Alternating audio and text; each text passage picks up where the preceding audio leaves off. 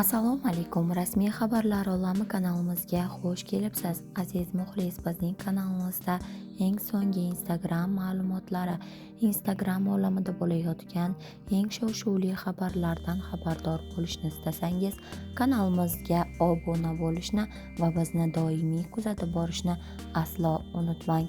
Hozirgi kecha va kunduzda internet tarmog'ida tarqalayotgan xabarlarga nisbatan Ahad Qayum ham javob qaytardi.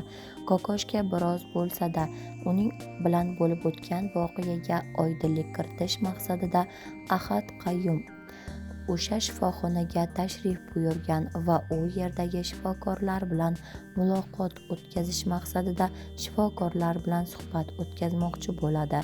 Ammo shifokorlar u bilan gaplashishni istamaydi. Ammo o'sha yerda ishlaydiganlar bilan biroz bo'lsa-da oydinlik kiritib, so'ngra qaytada bu video murojaatga nisbatan Jasmina Trans nomi bilan mashhur bo'lgan bloger chidab tura olmay javob qaytaradi. Ya'ni bir necha oy oldin Ahad Qayum o'zi bilan bo'lgan voqea haqida gapirib chiqadi.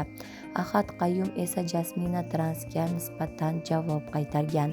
Men senga bir kun kelib javob qaytaraman deb sira ham o'ylamagan edim.